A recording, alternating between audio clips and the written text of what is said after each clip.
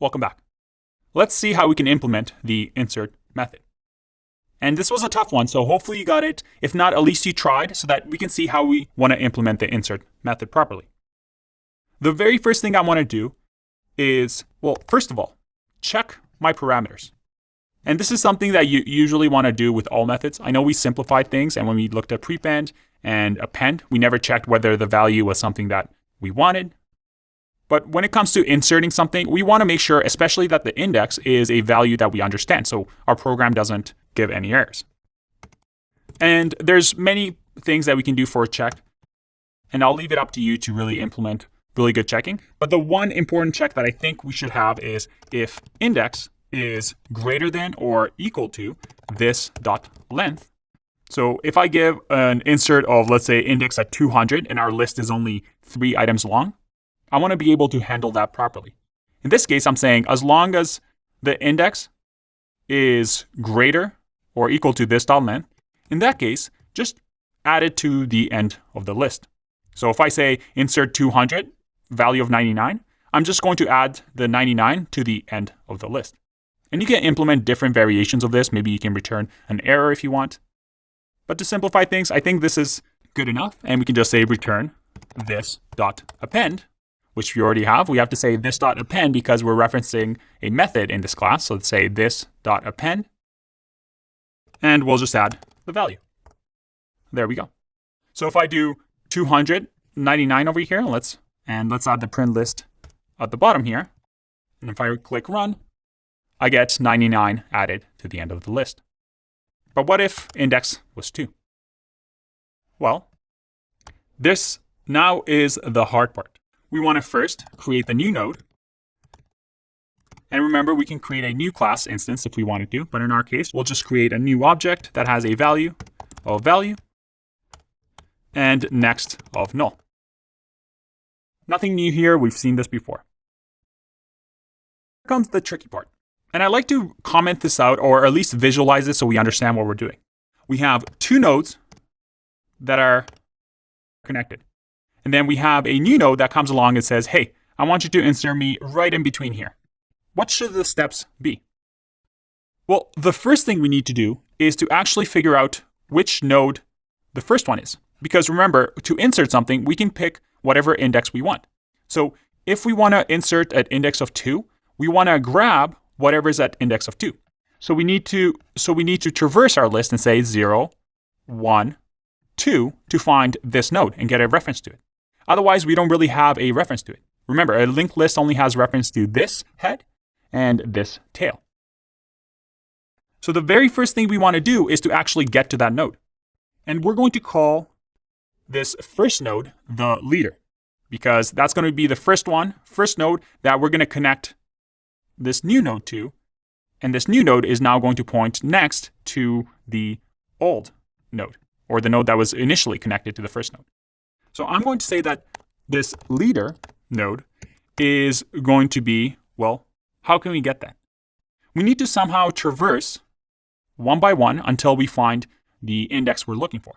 And to keep the code clean, I'm going to create a new method. I'm going to say this dot traverse to index is going to be a new method that's simply going to get the index that is 0, 1, 2, and I want to grab the leader. So if I want to insert the number 99 in here, I have to make sure that 10 points to 99 and 99 points to 5. So that means I need to grab the index, not here, and point it to the leader, that is the 10, the leader that we want of the list. So all I'm going to do is -1.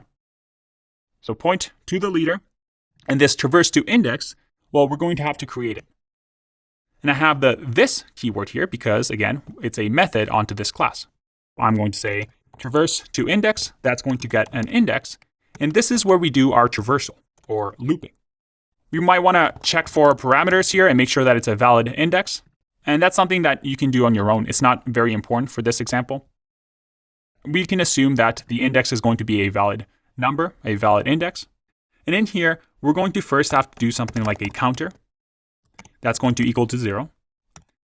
And we're going to say that the current node And this is something we did similar to the print list.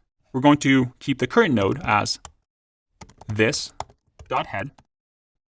And while the current while the counter doesn't equal the index, because we're saying keep traversing, go from the beginning, from the head, all the way until the counter is equal to the index. So keep going through the while loop as long as the counter doesn't equal the index. But as soon as the counter becomes the index, so while we reach the point that we want, in our case, traverse to index -1, that means as soon as we get to 10, then stop. But until then, I want you to traverse through this. So current node is going to equal current node dot next. So we're going to keep moving the current node over to the right, and we're going to increment the counter 1 by 1. That's it. That's our traversal. All we need to do at the end, because we want to return something from this method, is to return the current node. And there we have it. We say traverse to the index. In our case, if we do insert 299, it's going to receive 299 here. It's going to create the new node, and it's going to traverse to index. 2 minus 1 is 1, so it's going to say 0 and 1. And counter is going to equal index, so it's going to exit out of this loop, and it's going to return the current node, which is 10. We grabbed a reference to the leader. Congrats. But we're not done yet, right? Once we grab the reference to the leader, what do we do next? Well, the next thing is we want to make sure that we grab the next item in this original list. That is, we want to hold a pointer to number 5. Again, we don't want to break this list. We want to make sure that the connections are working properly and that 99 comes after 10 and after 99 comes 5. So the next step we want to do in our insert method is to what I call hold, or let's just call it holding pointer. I could probably name that better, but holding pointer is nice. And we'll say leader.next. Leader.next is 5.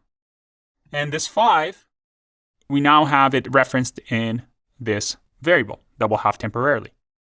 Next, because we have 5 saved to this variable, referenced in this variable, we can now update the leader.next to point to our new node. So I can say leader.next is going to now point to new node. And remember, because of how references work, we've deleted the reference of 5 here. So 10 no longer points to 5, but we've saved the reference to it in here, in this variable. So right now, if we go back to our example here, we've removed the reference to this, and now 10 points to this node. That's better spacing. There you go. Okay, what do we do next? Well, we now need this node, this new node, to point to this one. Like this. And that's pretty simple, right? We simply say new node.next is going to equal the holding pointer, the 5 that we are keeping in memory. And then finally we say this.length plus plus because we've added to the list. And we can return this, or just so we know we did it properly, I'm going to say this.printlist. Once we insert something, we're going to just print the list. Let's see if that works. I'm going to remove this so the code works and we don't need the print list. Let's run this command. Hey, look at that.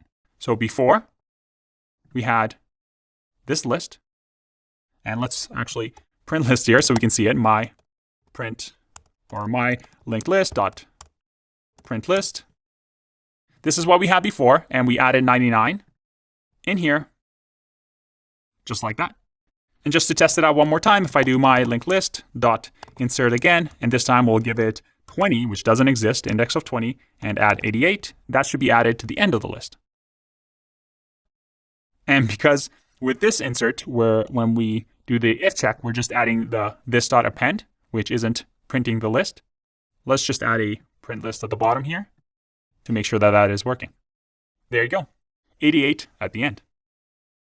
Very, very nice. I know that was challenging, and insert is probably the toughest function to implement or method to implement in a linked list. But Practice this a couple of times, really understand what each step is doing, draw it out if you need to. But congratulations, we just implemented an insert function into our linked list. And you might notice here that we had to traverse where we had a while loop. And this might make sense now, right? Why we had the insert as O of n? Because we had to loop through our list. And lookup, which can also be called traversal, was also O of n. That was our traverse to index, right? If we're looking for an item at index of 10, for example, we'd have to look up. And the worst case is that we had to go through the entire list. Same with insert. All right, now that we've done the insert, you should be able to do the next one on your own. That is delete. Using something very similar to what we did with insert, let's add a delete, or I like to call this remove. Let's have a remove that has the parameter index of what you want to remove. Good luck coding this, and I'll see you in the solution video. Bye-bye.